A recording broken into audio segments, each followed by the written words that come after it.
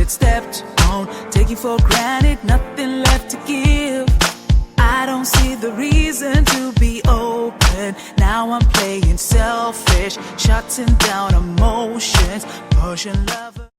Hi, my name is Adedoyin-Solarin and I am the CEO of Music Relief.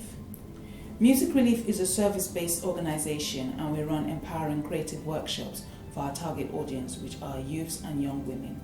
We work with experienced workshop facilitators to be able to carry out these creative workshops. And the experience that we have are people who have gone through several issues in life, who have been able to turn those dark times into positive times for them, to be able to become empowered. And also, obviously, by working with our target audience, they are also empowering them, helping them build their confidence and self-esteem.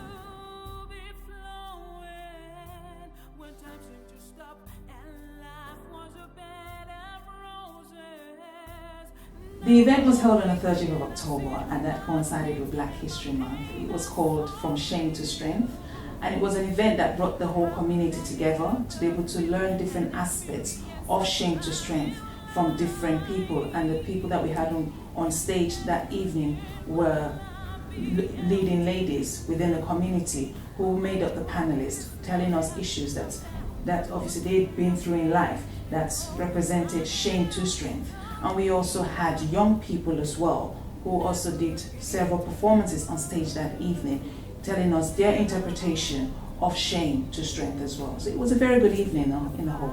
It wasn't alright because the pain was real. A story that's too heartbreaking to tell.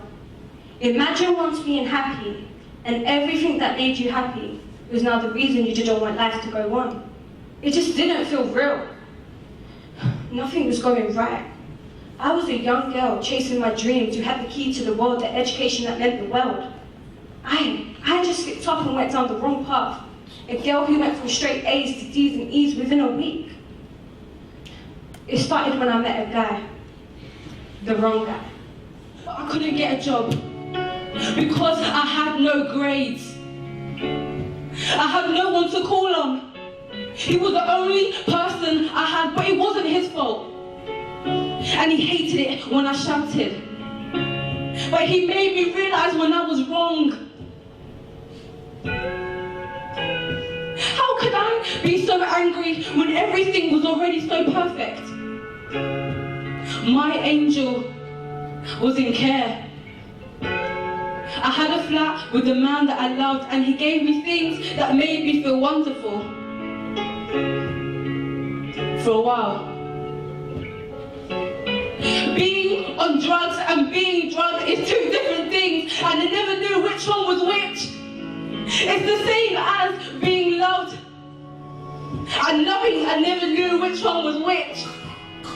And I never knew anything because he never told me anything. Computer, what are the coordinates? Sending coordinates.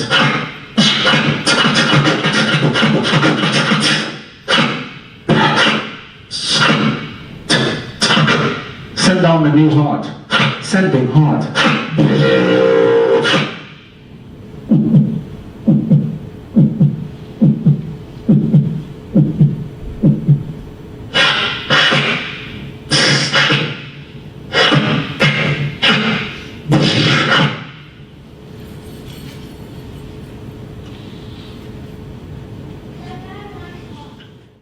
From a girl who had a child, an innocent child, the boy we saw here, to a girl now to be married. The church was not comfortable with her leading in the choir. The choir of all the things, just going to sing with others, but people saw you as dead. So I want to say to Magdalene, your firstborn son is not shame, he is strength. So again, Magdalene, very inspiring woman yourself, and thank you for bringing everyone here today.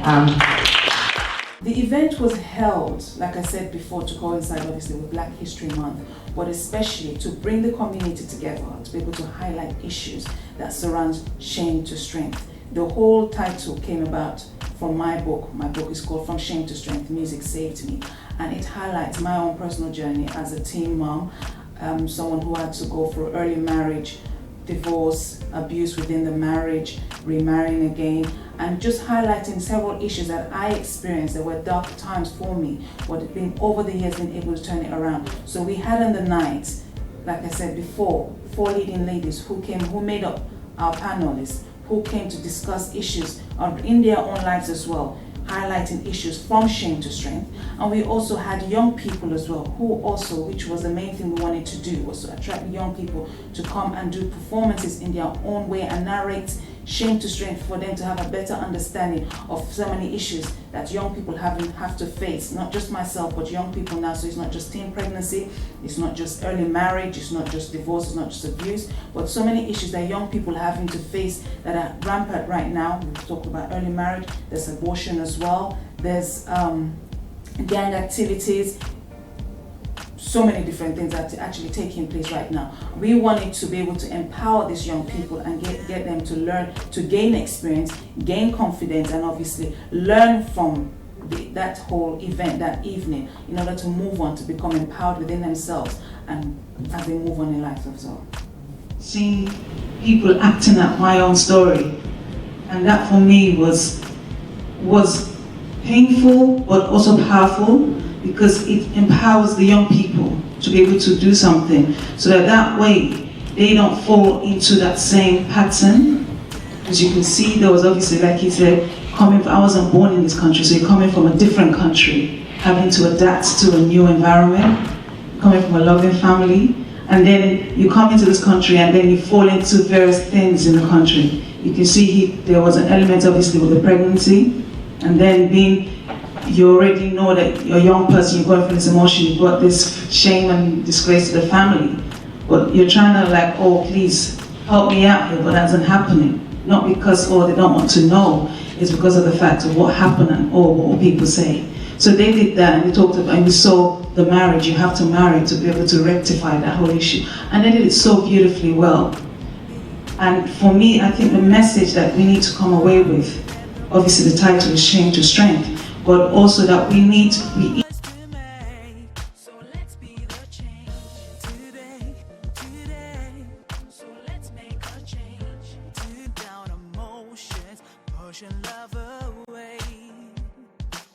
Somehow we're blinded by our foolish pride. Then I'm reminded by a voice inside. I know that we'll find a love that's real.